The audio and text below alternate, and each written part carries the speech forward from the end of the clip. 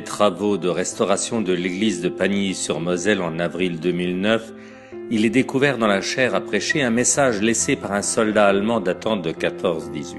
Petite trace de 4 années d'occupation de Pagny-sur-Moselle par les armées allemandes.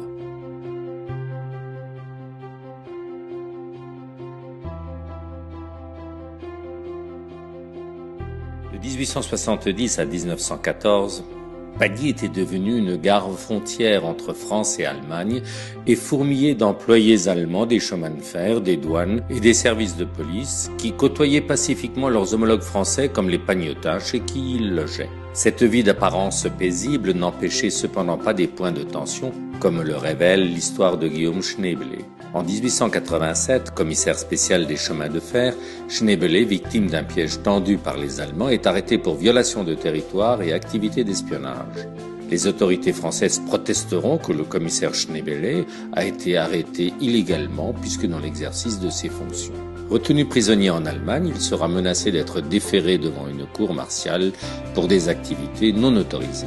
En 1914, Pagny-sur-Moselle compte 2356 habitants, dont 2100 Français et 250 étrangers. Allemands, Italiens, Alsaciens et Lorrains annexés ayant choisi la France. La déclaration de guerre et l'occupation de Pagny par les troupes allemandes dès le mois d'août 1914 vont modifier radicalement la situation. La coexistence pacifique est terminée. Dès septembre 1914, Pagny est occupé et le restera jusqu'en 1918.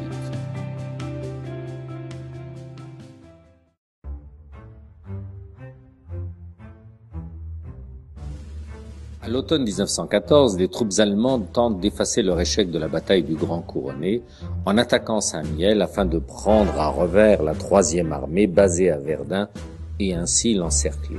Le 8 septembre, elles lancent une offensive en direction des Hauts-de-Meuse. Mais la résistance des combattants du fort de Troyon bloque cette avancée et oblige les Allemands à battre en retraite. Le 16 septembre, fort de ce succès, le général Joffre retire la 2e armée et le 20e corps d'armée des Hauts-de-Meuse pour les envoyer dans l'Oise. Le 19 septembre, c'est au tour du 8e corps d'armée d'être retiré de ce secteur pour gagner Sainte-Menehould. Les Allemands ayant observé par voie aérienne le dégarnissement de ce secteur en profitent pour lancer une violente attaque en direction des Hauts-de-Meuse entre Saint-Mihiel et Pont-à-Mousson. Dans l'après-midi du 24 septembre, ils s'emparent de Saint-Mihiel et le 25 au matin du fort du camp des Romains, verrouillant ainsi la vallée de la Meuse. Le saillant de Saint-Mihiel est formé et s'étend de Verdun jusqu'à Bois-le-Prêtre. Après de nombreuses contre-offensives, le front se stabilise à la fin du mois de septembre sur une ligne de 120 km et va s'organiser autour de réseaux de tranchées. Désormais, la ligne de front Verdun-Vosges-Belfort est brisée par ce saillant. Cette position stratégique explique les efforts incessants de l'état-major allemand pour la garder, en dépit de toutes les tentatives françaises. Les troupes finissent par s'enterrer dans les tranchées, que de leur côté les Allemands vont transformer en véritables ouvrages d'art bétonnés. Au printemps 1915, l'état-major français décide d'enfoncer ce front. En vain et au prix de très lourdes pertes. Il faut attendre 1918 et une offensive victorieuse des troupes franco-américaines qui attaquent entre Vigneulles et Hattonchâtel et Pont-à-Mousson. Enfin, le saillant de Saint-Mihiel est retenu. Durant ces 4 années de combat, Pagny-sur-Moselle aura vécu au rythme des troupes allemandes.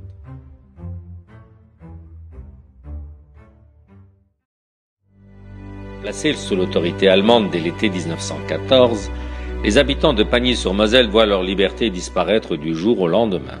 Les déplacements sont limités, surveillés, et les réquisitions se multiplient.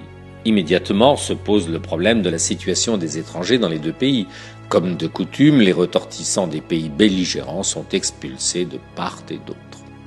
D'une extrémité à l'autre du front, les armées allemandes considèrent la population civile comme traître.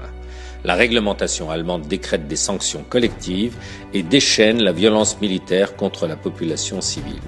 Sauvant ce qu'ils peuvent, certains habitants vont fuir le village. D'autres sont retenus prisonniers dans les bâtiments réquisitionnés comme l'église. Pour garder le contrôle des villageois, il y a régulièrement des prises d'otages, constamment surveillées et contrôlées, arrêtées arbitrairement. Tel est le destin des civils. La cité n'est pas ménagée par les combats. Bombardée à la fois par les Allemands et par l'artillerie française, les habitations souffrent. Les canons tirent depuis la colline de Norrois pour atteindre la gare et empêcher les transports de matériel ou autres ravitaillements. Les habitants utilisés comme boucliers humains par les Allemands pour se protéger se mettent aux abris dans les caves quand ils le peuvent. Vidés de leurs machines et outillages qui sont expédiés en Allemagne, les usines Fabius-Henrion brûleront entièrement. Le même sort est réservé à la fabrique des scories Lorraine à Arnaville, ainsi qu'à l'usine Cotreau. Les civils sont rançonnés, la population asservie.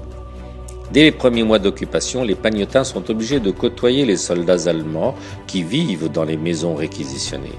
Les règlements édictés sont d'une extrême sévérité. Les troupes allemandes s'installent en pays conquis. Les officiers supérieurs occupent les plus belles maisons. L'église de Pagny-sur-Moselle n'est pas épargnée. On assiste à l'enlèvement brutal des cloches et au saccage du grand orgue. Chacun tente de cacher ce qu'il possède de plus précieux, objets en cuivre, argenterie, pour éviter que l'ennemi ne s'en empare. Les propriétaires de l'hôtel de Pagny en font de même et cachent les vins, liqueurs et autres apéritifs dans un petit bâtiment adjacent. L'un des aspects les plus lourds de l'occupation est l'obligation d'une partie de la population de participer aux corvée imposée par l'occupant. Ce travail obligatoire et gratuit est très impopulaire, d'autant qu'il se révèle être source de tension non seulement vis-à-vis des Allemands, mais également au sein de la communauté pagnotine. Les témoignages reflètent cette atmosphère d'angoisse permanente. Les Allemands nous enfermaient pendant quelques jours dans l'église. Ils emmenaient les jeunes, restés à Pagny du côté de Dieuze, où ils les obligeaient à creuser des tranchées. Le 14 août, une fusillade éclate dans le ciel et c'est un aéroplane allemand qui a été touché. Le pays était bombardé. Autour de nous, ça craquait, ça sifflait au-dessus de nos têtes. Chacun croyait bien son dernier moment venu. À Pagny-sur-Moselle, tout est sans dessus-dessous. Beaucoup quittent leur maison pour ne pas rester près de la frontière, où tous les jours nous assistons à des fusillades. Pagny est entre les lignes de défense françaises et allemandes.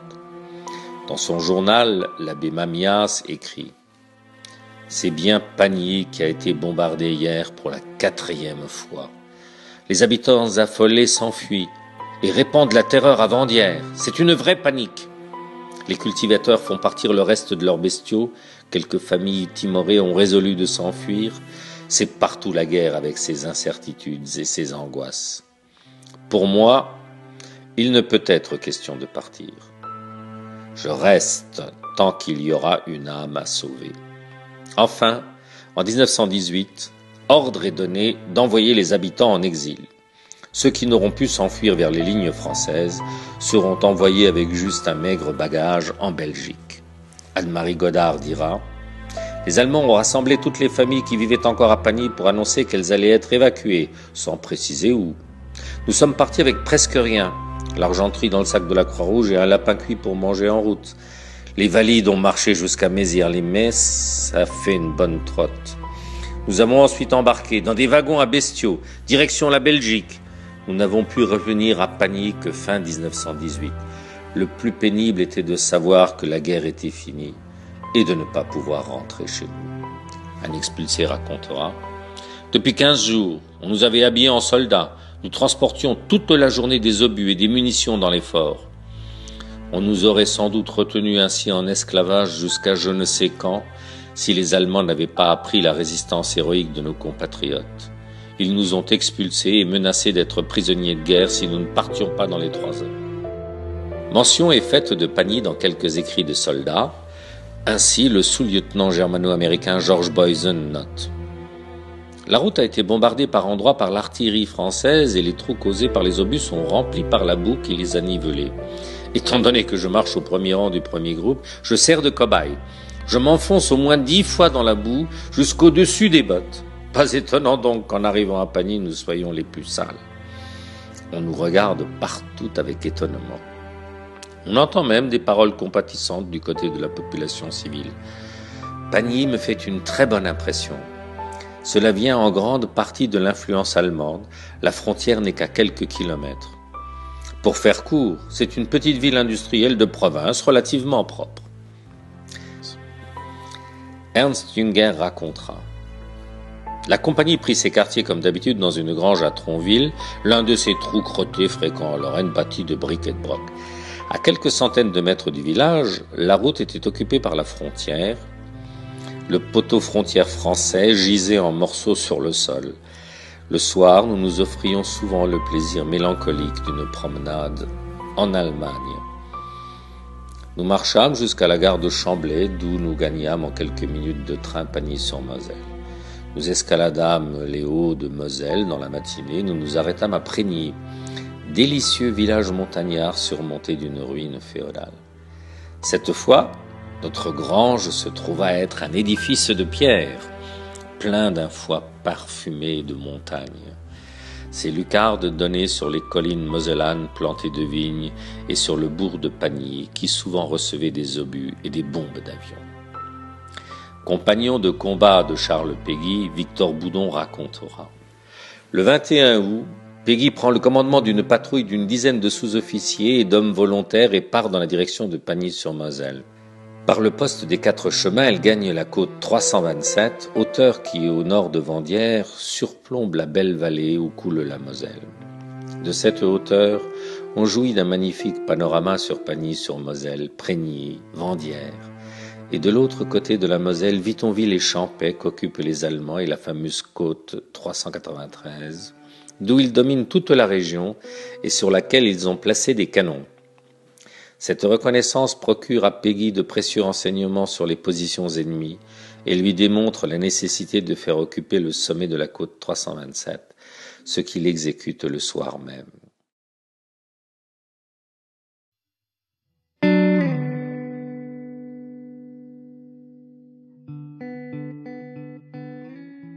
Au cours de l'année 1921, la commune de Pagny-sur-Moselle se voit attribuer la croix de guerre accompagnée de la citation suivante. Rester aux mains de l'ennemi pendant 4 années, à supporter courageusement les épreuves de l'occupation.